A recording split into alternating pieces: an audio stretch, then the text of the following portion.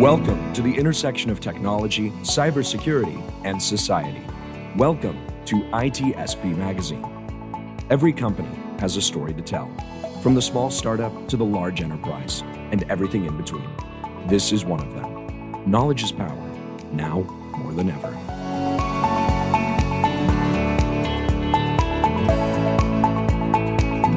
Got it, Marco.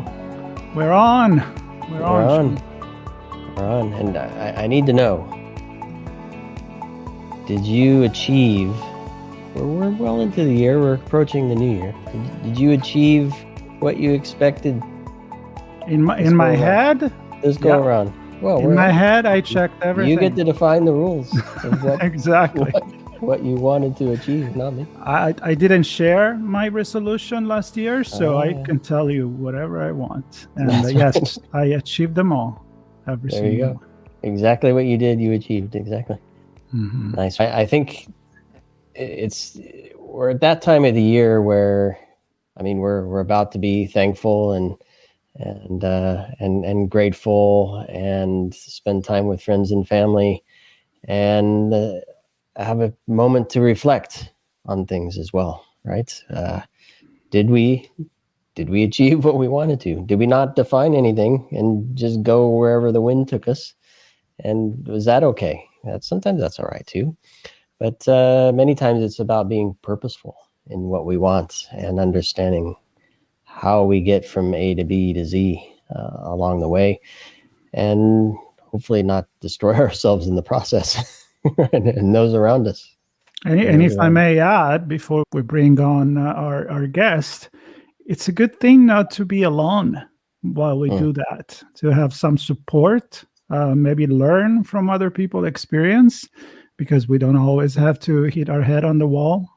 Somebody can tell us, hey, there is a wall there, so maybe you want to pay attention and get inspired by hearing other people's story. And I am excited because, Sean, I think today we're in for a treat and some really nice stories, inspirational.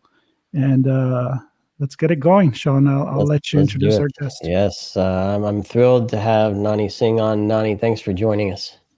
Thank you, Sean and Marco. It's wonderful to be here. I'm so excited. I think we'll have a great conversation today. No question about it. And we're always excited to have conversations with our good friends at Imperva.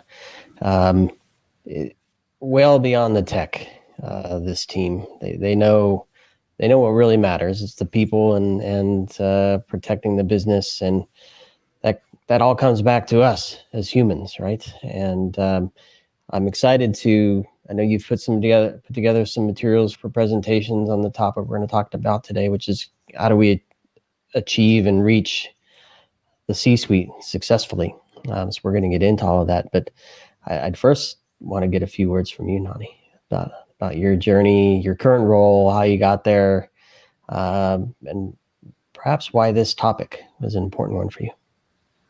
Great. So first of all, thank you again, Sean and Marco, for having me here. It is really a delight to be here. So in terms of my journey to the C-suite, I often get asked a lot of questions about how did you get here? What helped you get here? And I find that a lot of times the people who ask me those questions aren't necessarily from just the space that I have spent my career in. And I have spent a good part of my career focused on cybersecurity and all of my career in technology. And I think that some of the lessons that I have learned along the way and some of the things that brought me or enabled me on this journey apply no matter what role you have, no matter what industry you're in. So I'm kind of hoping that today, as we go through this conversation, I can highlight a few things that would be meaningful for your audience, no matter where they come from. I started off, honestly, as a technical writer, and that was the beginning of my career in technology. And I quickly learned that it turned out to be one of my greatest strengths because technical writing taught me to communicate clearly. And communication is so vital, especially as you start on this journey, up the corporate ladder. I think the clarity of communication to all your stakeholders, whether it's up to the management levels, all the way to the board, or across to cross-functional teams, and then in the role that I'm in, to customers. So I think that my journey began as a technical writer, but the skills I learned very early on in my 20s, I still carry forward even today. So let me just pause there and see if you have any follow-up on that. Well, I do, because the moment you go into telling stories, I get all excited because Exactly. I love to have this conversation when you have to talk about delivering the story to achieve what you want to communicate, depending on who you're talking to. So just because we are in technology or cybersecurity doesn't mean that we just have to talk in acronyms and numbers and codes, right? Actually, what we need when we sit down at the board is to deliver the message in a way that is understandable. So I want to go there, and it's about how do you get to not only tell a good story, but what do you need? I'm assuming understanding the business you're in may be one of the important things. Absolutely. I think that if you have any aspirations or ambitions to get into senior positions where you have a seat at the table, it is really important for you to understand the business. And it's really important for you to understand what are those business metrics that matter. And to have the conversations with the different stakeholders, you need to understand what's important to them. So, for instance, talking to the board, I know what metrics matter the most to the board. And I'm going to focus in my conversations with the board members on those metrics and on everything that we are doing that enables us to achieve those. Whereas when I'm talking with my customers, I'm not talking about profitability. That's not what the customer wants to hear, right? They care about other metrics. And that could be, for instance, am I paying attention to how satisfied the users are within the customer organization? Obviously, we are a B2B company. So when I speak of customers, I am referring to organizations. But I think you touched on this right at the beginning, Marco, when you said we're all humans. And at the end of the day, even in a B2B environment, we are talking about people. And it is the people in the businesses that have to truly believe that you understand what value they are looking for from your product and from your technology.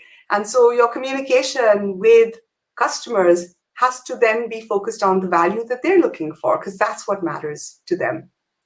So yes, absolutely. I think, tailoring the message and understanding what are those important business metrics, depending upon the different stakeholders you're talking to, is key. That is absolutely key as you climb up that corporate ladder. Can you share a couple examples? Because when I think of metrics, and I'm a security guy at heart, so you look into the SOC, a metric might be mean time to detect, mean time to respond, how many patches you fix in a day or a week is another metric that teams may, and those to me are activity metrics, which may or may not actually mean anything. They mean something for, do you have a team that's active? But it doesn't necessarily mean that you have a team that's driving outcomes.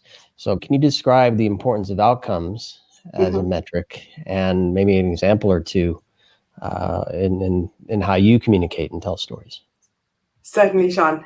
So I think that's a brilliant question, and I always differentiate between what I call lagging metrics and leading metrics, right? So the lagging measures are typically your business metrics, right? So for instance, in my world, it's all about the net revenue retention, right? How much have you actually retained of the revenue you have, and how much have you grown that, right?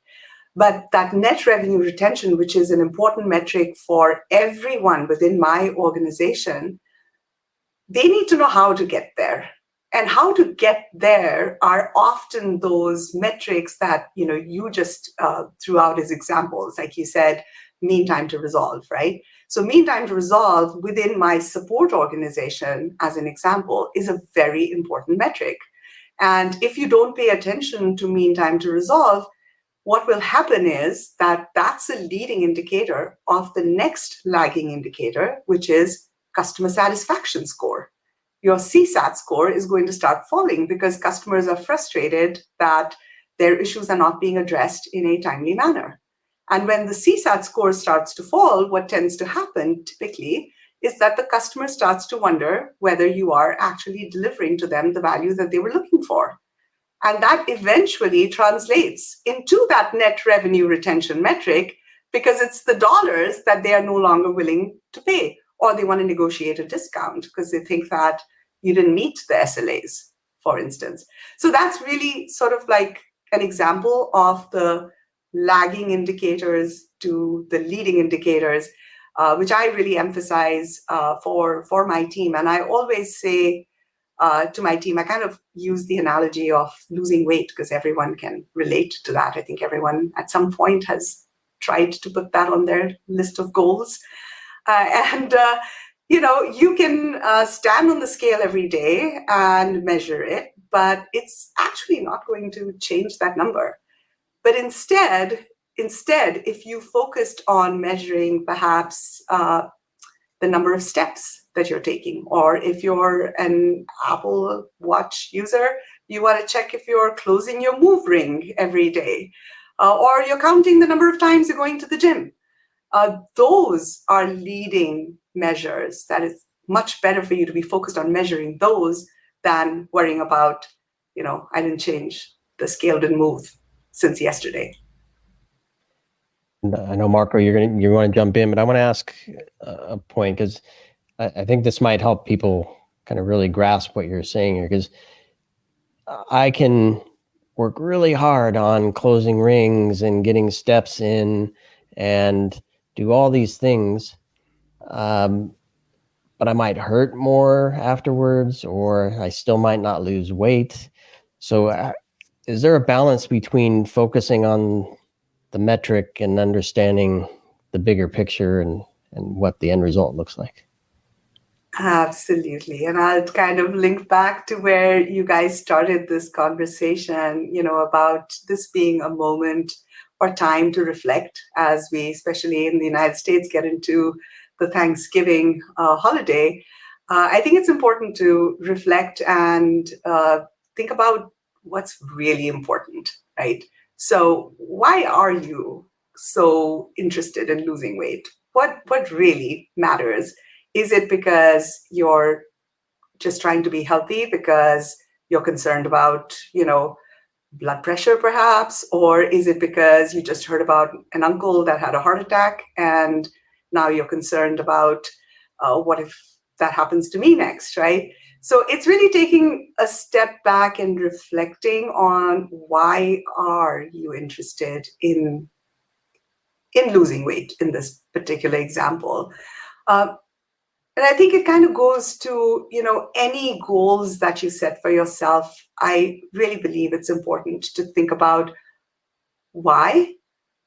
Is it because your success, or the way that you define success for yourself, takes that into account, right? So I think everyone has their own or should have their own measure of success. I think the most dangerous way to measure success is to let other people measure it for you or on their terms. I think it's important to do it on your own terms and think about what is it that is important for you, and why really do you care?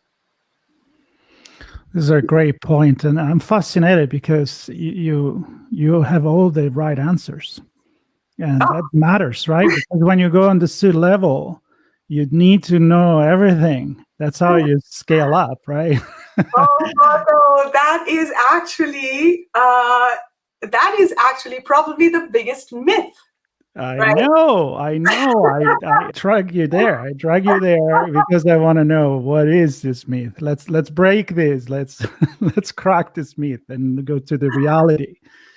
Yes. Answers or questions? What is more important? Oh my goodness. So I always tell especially one of the biggest joys I have is when people within my organization take the next step forward in their careers. And usually, they're moving from being an engineer to being a team lead, or they're moving into being a manager and up the management chain.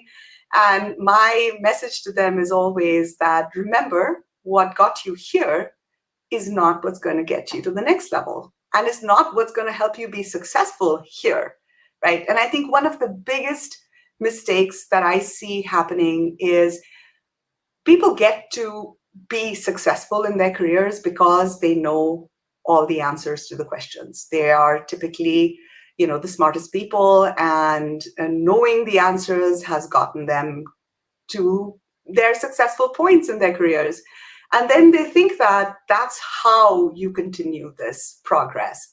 But the reality is that as the scope of your role grows, and as you sort of take on more senior positions that require you to be across a multitude of different areas, it is actually impossible to be the smartest person in the room. And you really never have to be the smartest person in the room. So you don't need to know the answers. You need to surround yourself with people who know the right answers. But what you need to do is you need to focus on the questions. And you need to make sure that you are always thinking about those questions that will empower the team and enable them to search for the answers and to find the answers. One of my favorite quotes is, if you're the smartest person in the room, you're in the wrong room. Love that. I love that. So I want to ask this question this way. Is it important to be childlike in the inquiries? And what I'm saying for a reason. I've actually worked with some teams that have applied this method of understanding, where it's purposeful. What is this? Mm-hmm. Or how is this happening? And then there's a response. And then it's, well, why? Well, because of this. Well, why that? Well, because of over this. Well, why over there? And it's a series of whys. Yes. To really get to the core of what's going on. And that's why I said like a child, because why is the sky blue? Well, because, the ocean. And why is the ocean, So they keep going, right? They always they're inquisitive. They want to know more and more and more to get to the heart of, what's the origin of this? So can you talk to us? There's a little thumb up from my screen here. Interesting. Can you talk to us a little bit about the probing nature and really getting to the core, the why that really matters? Absolutely. So, Sean, that really resonates with me. I often, tell my team and even my children, actually, you need to ask the question why at least 5 times. I think that's sort of like the rule. But to go to your point about childlike, I think that's really the only way to be. I think it's really important to have a beginner's mindset because that's the only way you learn. Because if you walk into a situation believing that, you know everything, right? You will never learn. And having an open mind and a curiosity to really, truly understand is the only way that you can grow.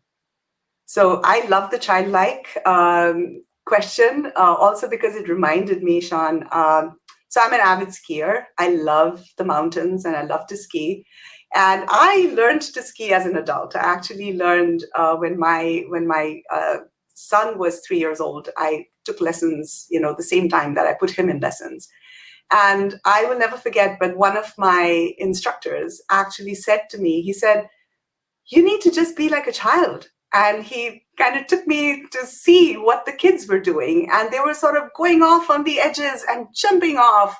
And he's like, "You just need to go and have fun like they are." And I was like, "Really?"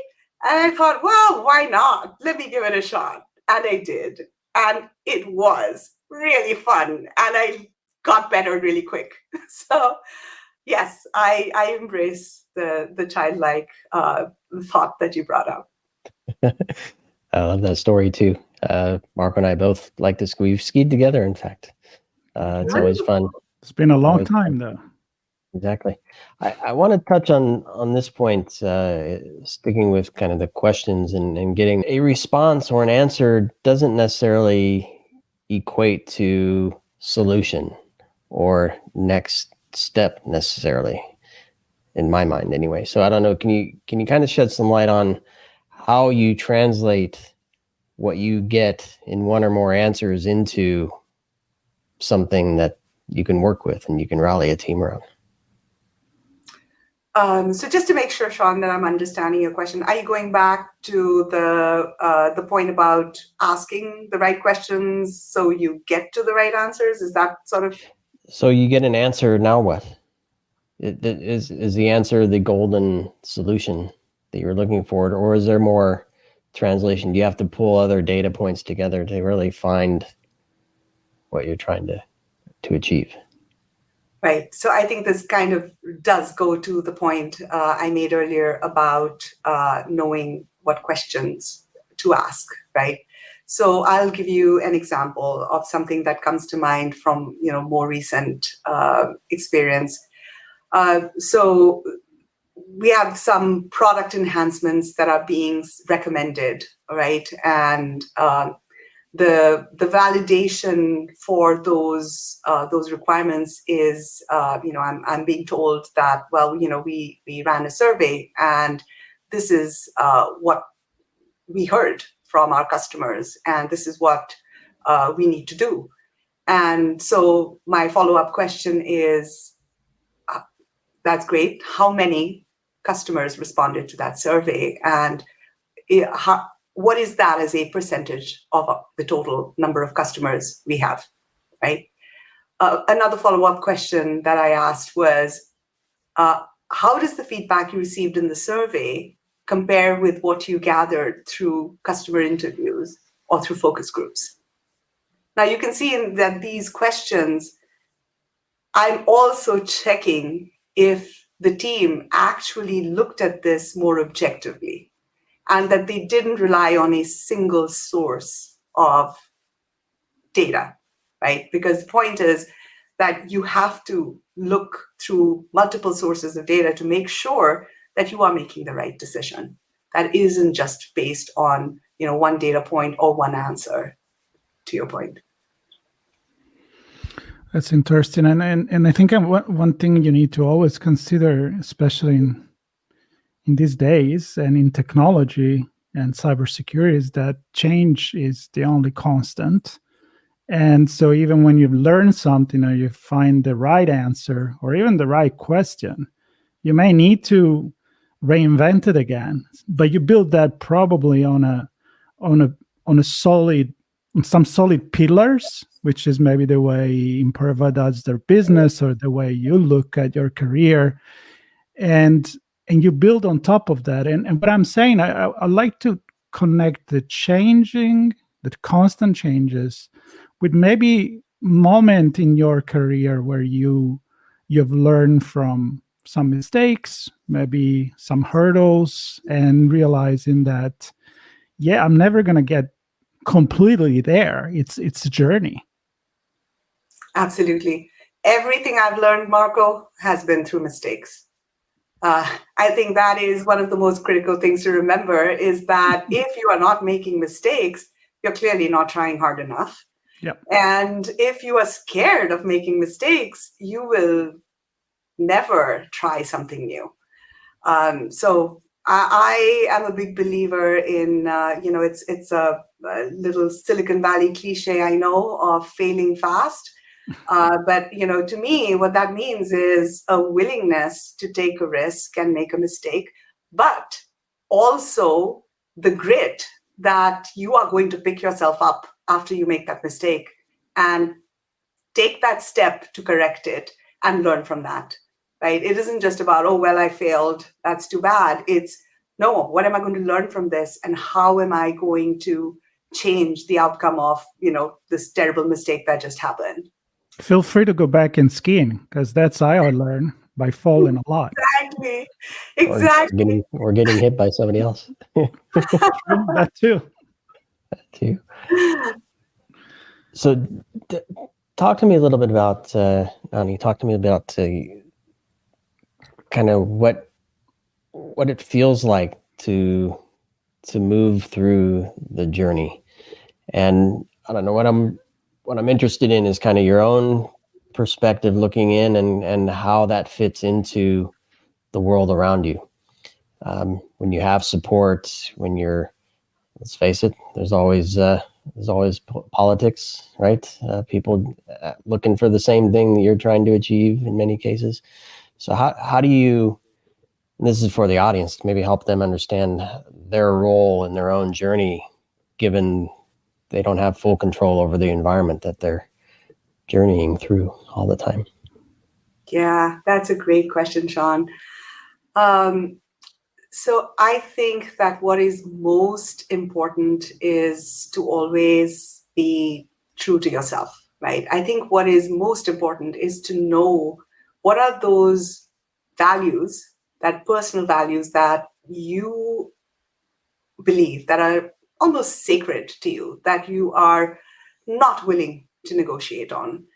Because I think what tends to happen is, you're right, there's politics and there's, games that people start to play. And it can sometimes get you to think that maybe it's okay for you to do things a certain way, or that maybe that's how it's done, perhaps, is sometimes, I think, the myth, right, is that, oh, well, this is how it works. But if it doesn't feel right, if it goes against the grain for you, I think it's important to know that.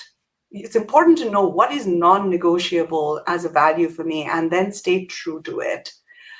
Because, people say, yeah, it gets lonely at the top, and, the C-suite is considered like the top of the organization.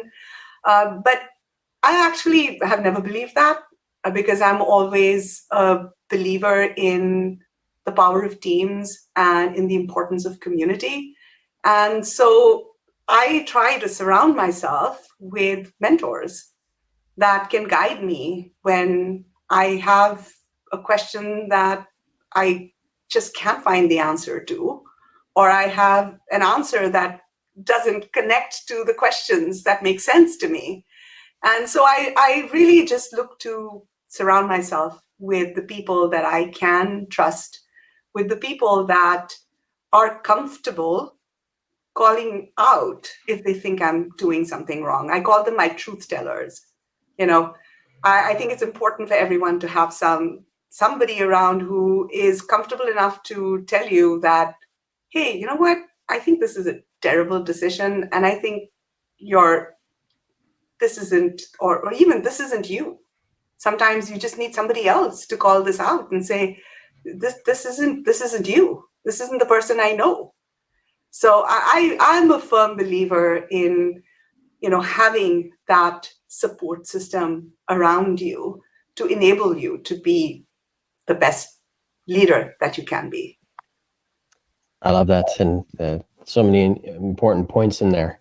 And I'd like to shift it just slightly, because a lot of what we've discussed is how to do this in support of the business. So are we making the right business decisions? Do we have the right team to enable the business and achieve the business objectives? And we talked about asking the right questions and speaking with clarity and and having the vision for what we're trying to achieve and being able to measure that. Those are some of the points we talked about. How important are those to apply to our career in terms of, here's the type of leader I want to be, and I want to communicate that. Here are my objectives. I want a team that understands and supports me in that. And then some of the same things, right? Call me out if I'm not if I'm not taking the path that I should be, because that's not me. I don't know. Can you speak to a little bit about applying some best practices, if you will, not just for the business sake, but for your own sake, kind of that purposeful journey? Yeah, absolutely. I think, just like I said, for the business, it's important to know what are the metrics that matter. I think that for my own personal career, or for our careers, it's important for us to know what is it that really matters, right? What am I aiming to be? I mean, we are more than just the person we are at work. It is careers are only one part of our lives, and yes, they consume probably more hours in our day than the rest of our lives, but it's only one part of our lives. So I think it's very important to understand, from my perspective, I believe it's very important to understand what's important to you. What do you want to grow in, and what kind of a leader do you want to be? So it can be, I want to be CEO one day, but what kind of a CEO do you want to be? Right? What kind of culture are you going to build in the organization that you're going to lead? That is as important in my book as the revenue and the profitability metrics that a CEO will always have to care about. That's beautifully said. And I was just thinking about all of those that said, it's lonely at the top. You mentioned that. And I'm thinking it's lonely if you make it lonely. Yeah. Right? I mean, if you're the one, and I'm going to recap a little bit here, if you're the one that has all the answers and that doesn't ask questions and has all the stories already in his, her head, yeah, good. You're a great boss of yourself, maybe, but you're not creating a community. And that's, I think, what is really important. And I think you just said everything very clearly with telling beautiful stories. And I am surprised that this is the first time, despite all the conversation we had with Imperva, and I have to say everybody is a wonderful storyteller, but it was about time that we got to meet you and share your experience with the audience. Sean, I've learned a lot from this conversation. It makes me think. It certainly does, and I think there are a lot of people in many roles looking to improve themselves, improve their position within an organization, many of which have aspirations to reach the C-suite level.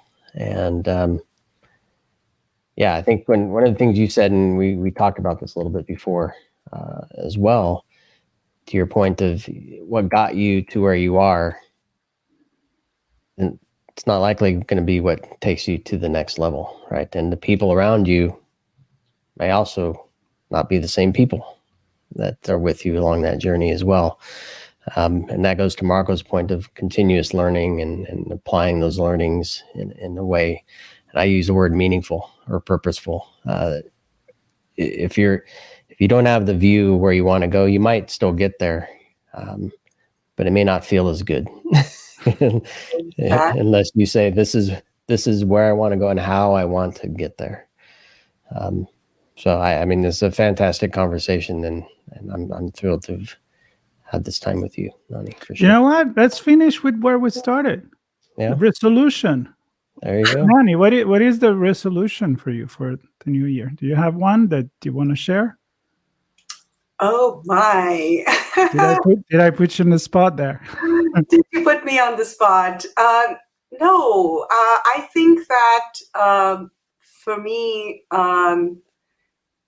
we touched upon the childlike and the beginner's mindset. So I always like to put something on my resolution list that is something I've never done before. It's a new skill or a new area for me to be curious and learn. And to be honest with you, I started the journey this year, and I intend to continue this into next year. And that is to understand how to be a more compassionate leader and link that to the science and the neuroscience and psychology. So that's my focus, is going into the next year, taking what I learned this year about compassion and being a compassionate leader, and applying that in projects that I intend to basically run within Imperva over 2024. Wonderful. Nice. Me, Marco, you gonna share? Me, it's my resolution is to tell meaningful stories. So I'm gonna stick with this. There you go. Hopefully to get a bigger audience that I can make more difference every time I tell one. And this is definitely one of those that I believe is gonna make difference in somebody's mind in the way that maybe they see themselves as they journey into their career with a little bit more passion and a little bit more being a little humble. It's a good thing. Sean, I know yours is the shortcuts. How you're gonna get up there? I'm out. It's a shortcut to what is the question? Short food. You know this about me. Yeah, staying nourished, I think, is good. But no, I think we touched on this a little bit. And it's why I like this point of being, if you're measuring activity, doesn't necessarily equate to the results and the outcome. And I'm one that I find myself active and then tired and then wonder, did that actually produce the results that I was hoping for? I got a lot done. Did I get the outcomes I was expecting? And so for me, that's something that I want to focus on. So I'll use the word again, purposeful in what I'm doing. And Marco and I share the same goals, right? To get people to think and to learn from others and themselves. So some of that reflection, I think, is good, and setting resolutions and goals is good too. So fantastic conversation, Nanhi. I really appreciate it. Thank you so much. This has been a real pleasure. And yes, I can see that you are definitely impacting people's lives, because I think you ask very thought-provoking questions. And thank you for having me here. Oh, it's been a pleasure. Pleasure. Yep, always good to chat with the Imperva team. And I mean, like Marco said, great stories at every turn, from APIs to data to bots to protections. I mean, to fraud. I mean, you name it. Different stories, different people, or different elements, different people, and always great stories. And today we got a chance to talk about the human and the C-suite and that journey. So thanks everybody for listening and watching, and be sure to stay tuned for more stories from Imperva. Connect with Nanhi and the Imperva team when you have a chance, and perhaps create your own story with them as well. We hope you enjoyed this conversation. If you learned something new and the story made you think, then share itspmagazine.com with your friends, family, and colleagues. We hope you will come back for more stories and follow us on our journey. You can always find us at the intersection of technology, cybersecurity, and society.